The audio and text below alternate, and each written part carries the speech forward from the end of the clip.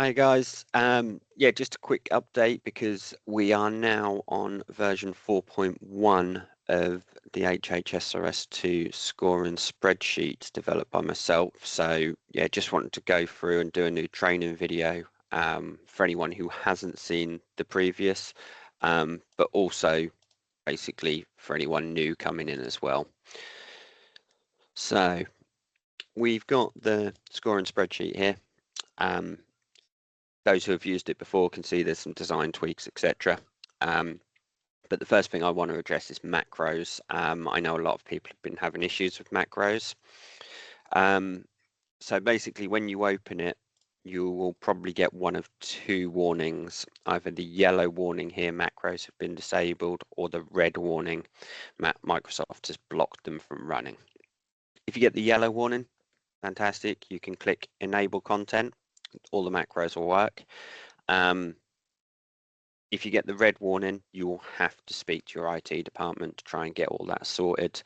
I understand security issues, etc., but there's nothing malicious in my code. It is just to make your lives easier. So feel free to ask them to scan it, etc. Shouldn't be any issues at all. If you don't get either of these and your macros still don't work, it's probably because you've missed a little pop-up box to ask you to enable. So if you have done that, there is a manual way of doing it. So if you click File up the top here and down the bottom left to Options, that brings you up your Excel options, Trust Center at the bottom here, and then Trust Center Settings. Now we have a macro settings here. I believe it starts off in message bar to start with, but macro settings, it's more than likely that you've got one of these three disabled. Basically, you need enable VBA macros enabled. Yeah. So click on that, click OK, click OK. Your macro should run. Okay. So yeah, as I say, a few little design tweaks. I've changed council name and logo from over here to here, but they work in exactly the same way. So you can just type in your council name.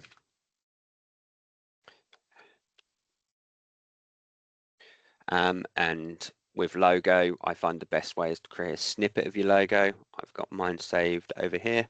So Shift, Windows, and S. That will bring your little snippet up. And you can just literally highlight what you want to snip on your logo box, right click, and paste picture in cell. And there we go. We've got a nice little logo in there. So, what I'd recommend is once you've got them in there, save it as East Suffolk Council, just so you don't have to do it every time. You know, you've just got to do it once then. So all the sand coloured boxes here are the ones you can edit. So you put your property name, road, town, postcode, your details, case reference in red, because that is something that you 100% need to store your hazards. Doesn't matter what that case reference is, but it needs to be there.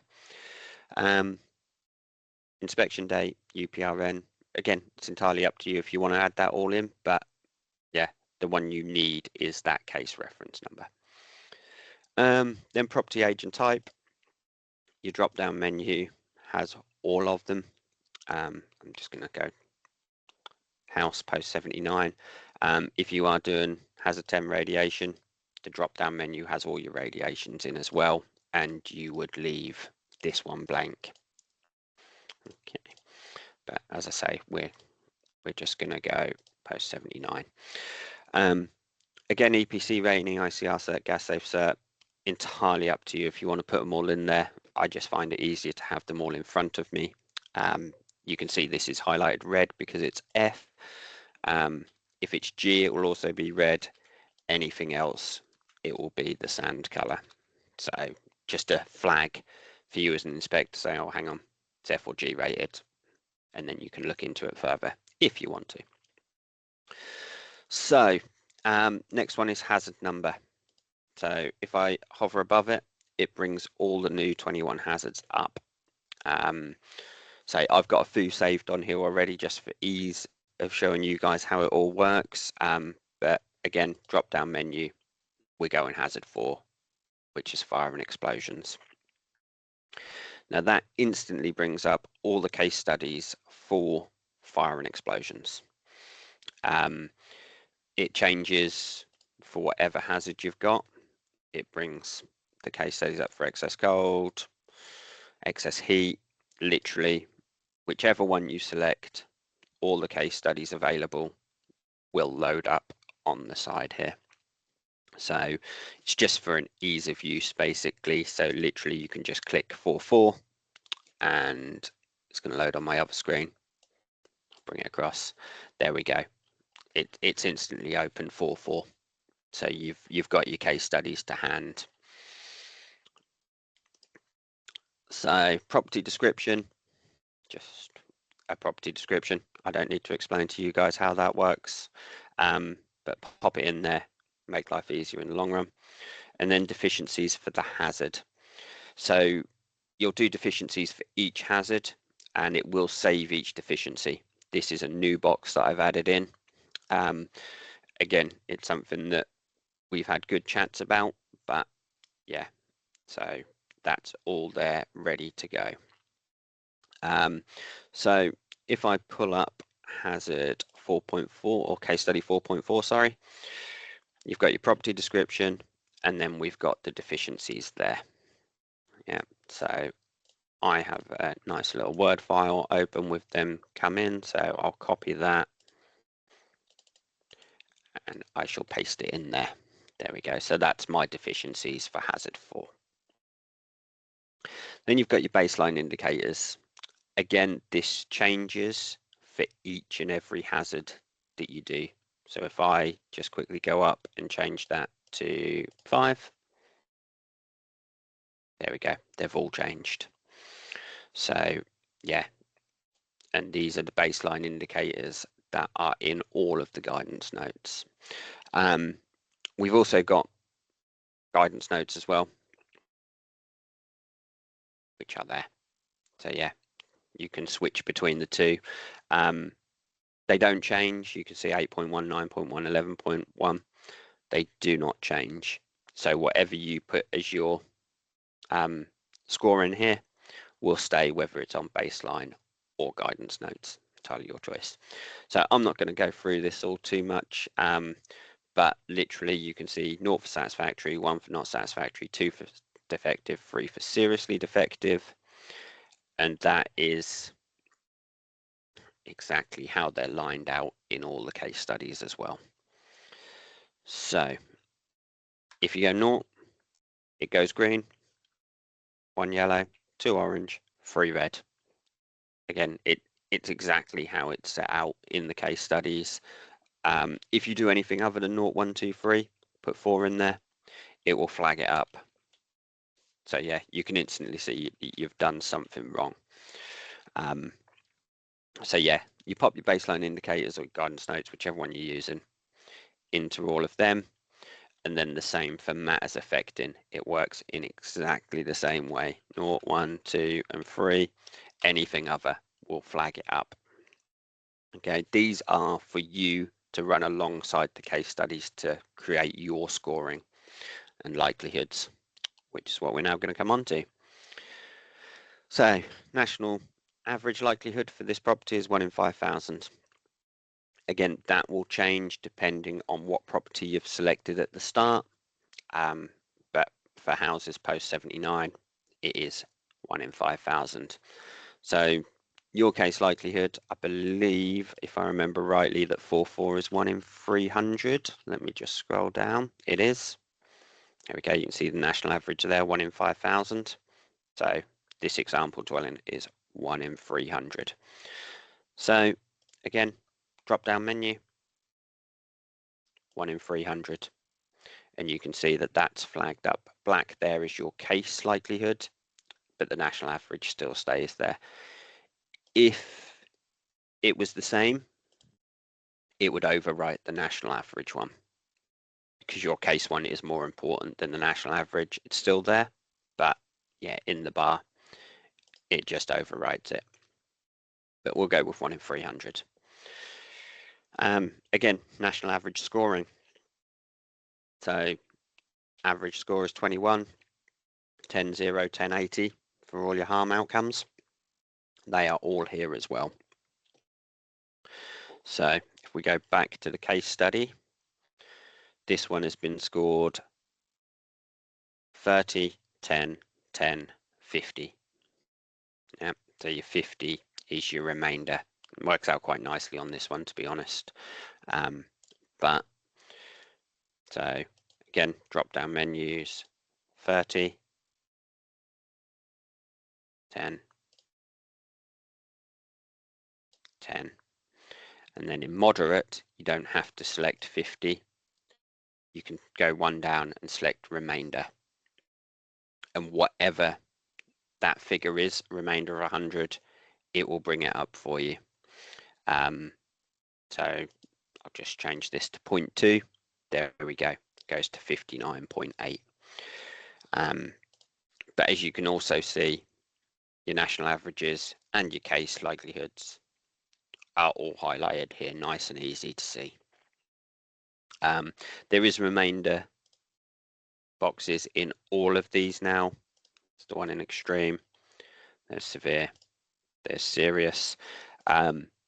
Extreme is for radiation more than anything else. I added one to serious because it was flagged up to me that the most common for electrical faults is serious. So I add the remainder in there so inspectors can do all three and then put the remainder in serious. But I thought I might as well just do it in all of them, just so it's across the board. And then if you as an inspector wants to score it that way, that's entirely your choice. So yeah. Sorry, I missed out justification for likelihood assessment. So yeah, that's in there. And if I go back to here, there's your justification of scoring. Again, you would type in whatever you wanted. Did I pop it in here? Let's have a look. Yeah, so I'll just copy and paste that in. There we go. Just for ease, I am going to just copy and paste that in justification for actual case outcomes as well. There we go. So they're all filled in nicely. Now, as you can see, that instantly brings up the hazard rating score, the hazard category, and the hazard band of high. So that's worked that out from that scoring. And then we can also add in a schedule of works, which again is a new box that I've added for you guys. So this doesn't have a schedule of works on the case study. I have just added one in there. So I'm just going to copy and paste that as well so you can see what it's doing. There we go. Right. So once you've got all that done, there is an improvement for second visit underneath. It works in exactly the same way as the scoring above. It's just a more condensed version without your bars for likelihoods. But say it's improved to 1 in 3,000 and it's gone up from 30 to 20, 20 to 10, or 10 to 10, sorry, 5, and then the remainder there. There we go. So it's now 71 cat 2 low. So yeah, that's just nice and easy. If you've done a second visit, you can instantly see where everything's been made better, basically, and your justification for that scoring underneath as well. So once you've got this far, you can then save hazard. I've brought a save hazard and print to PDF box down the bottom here. Again, just to make life easier because you had to scroll all the way back to the top of the screen to save it. So you can click save hazard and there we go. So basically no new hazard blocks were required and hazard save form cleared, and it brings you straight back to the top of this list. Clears everything by your property details. Everything is now cleared, ready to go again. But yeah, it just brings you straight back to the top, which it didn't do before. And yeah, I thought it was a nice, easy way of getting it all sorted for you guys. Print to PDF is what I'm going to go through next. So you can print the whole sheet. Actually, I'll go load hazard. So once you've saved it, obviously it clears it, and it saves it all in the hazard data tab. You can see that I've saved 1, 8, 9, and 4 already. So yeah, if you wanna bring back hazard 8, come back to your main sheet, you select hazard 8, and you load hazard from data. And it brings up everything that you've already done for that hazard 8. I think this comes off one of the case studies as well, if I remember rightly. So yeah, there we go. It's all there ready to go for electrical hazards. And you can print this as a full sheet. So if I click print to PDF, it will state that it's saving it and where it's saving it. It will always save it wherever your spreadsheet is saved. So mine's documents, working files, HHSRS2 scoring sheet, revisions version 4, and then the name of the file. So Spooner HHSRS2 scoring sheet, it pulls the address, so it will pull the property name and the road, the postcode, and the hazard number. And mine was on baseline indicators, so it states baseline indicators. If you want it printed as guidance notes, you can change it to guidance notes, print to PDF, and it will save it as guidance notes there instead. So if I press OK, it publishes it. It says that it's saved. And if I pull up this sheet, there it is. So open that up so you can see it. There we go. So it takes off the sidebar, but it keeps the whole section ready to go. And it just prints it as one continuous PDF. So if your landlord wants this, letting agent wants this, you can easily print off and show them the baseline indicators, the guidance notes, etc., etc. So that's that print to PDF. Now, I've also added delete current hazard. I'm going to come back to that. And I'll also come back to clear all hazards from current property and new property. So the biggest thing I've done is a full landlord report. Now, these add automatically when you save a hazard to the full landlord report. And literally, it just pulls everything across from your hazard data. So this one is 20.1, 10, 35, 59.9, etc. Same bars. I haven't put the national average on, but I have put your case numbers on just so it's nice and easy to read.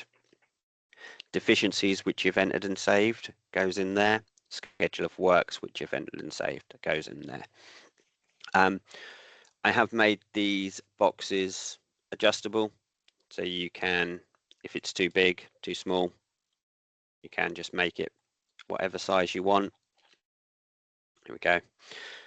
My excess cold one is too small, so you can just bring it to the bottom of that. These are merged cells. Unfortunately, Excel has a restriction where a cell cannot be bigger than 409.5, I believe, off the top of my head. And I thought that might not be big enough if you've got serious issues at a property. So I've made sure you can go double that. So that is the maximum size of the box, which should be enough. I hope it's enough. But yeah, we shall see. Only time will tell with that. But yeah, just bring it up to wherever you want it. And there we go. So this is the hazard and explosion one we just done. As you can see, 300, 30, 10, 10, 50, 10, 45. Now this one also needs a little bit of pulling down, so let's make it there. And that one come up a bit. There we go. So that is every hazard you save will come onto this full landlord report. Again, it will pull the address, your case reference number to the top here as well. You can add and delete them manually if you wish to.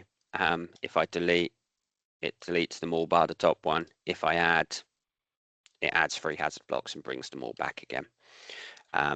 It's worth noting if you do that, it doesn't pull them to the right size again. You've got to manually do it. So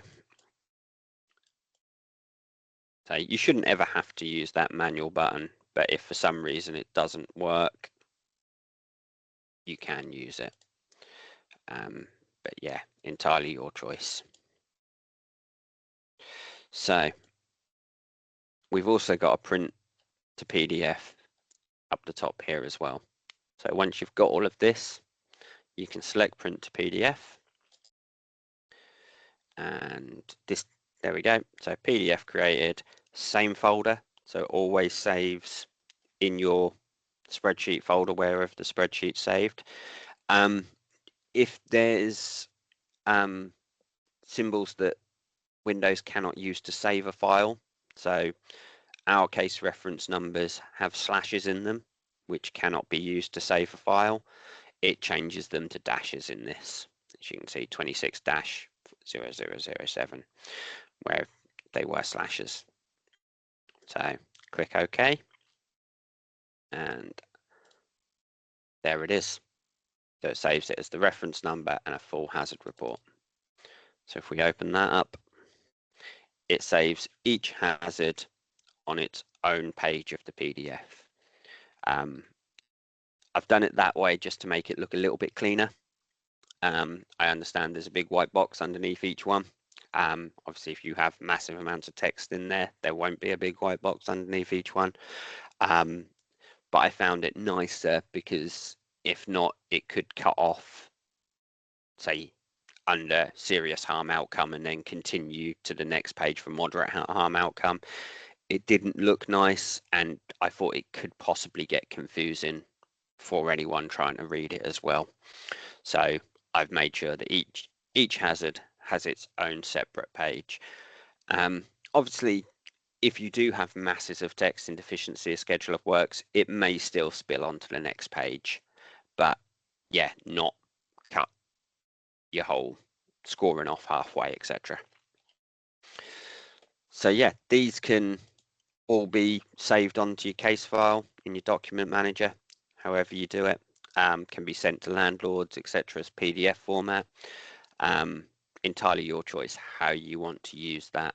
But yeah, it was something that was brought up. I think it's a good idea.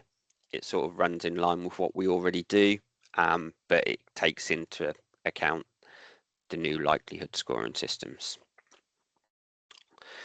So if we go back to front sheet, as we said, we've got to delete current hazard. So if we go to 4 and load, it will bring up what we've just done.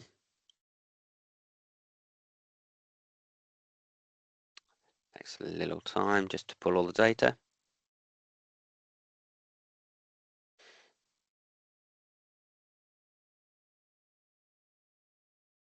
There we go.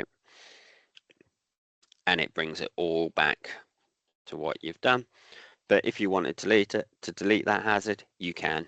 So it won't affect any other hazards. It won't affect property details. It will just hazard 4. And you can delete current hazard. And it says, are you sure you want to delete hazard 4? Click yes. It deletes hazard 4 from your hazard data sheet. Okay. It says 2 hazard blocks added because it's deleted them and adding them back in. On your landlord, hazard 4 deleted successfully, and it will be gone from here as well. There we go. Completely gone. So yeah, start again however you wish to. It's entirely your choice. You clear all hazards from current property and new property. I'm not going to use them today, only because this is my test sheet and it's got all the hazards saved, which I really don't want to delete and have to input again. But you can, if you wish, clear all the hazards from the current property. It will take all of the data from the hazard data and just delete it all. It will keep your property details, but yeah, just delete all of that hazard data. It will give you a warning if you click it. It will permanently delete all saved hazards. Property details will not be affected. Are you sure you want to continue? I'm going to click no. But it does flag that up for you. A new property will clear everything. So it will clear your property names, your details here, all of your hazards, everything. But it will flag that up for you. Are you sure you want to do it? I don't, as I said, if you do, click yes, it will clear it all for you. So yeah, bit of a massive update on version 4.1. Massive thanks to everyone who's helped me so far. It's been tough, I'm not going to lie, but it has all worked. So yeah, any questions, give me a shout. Thanks.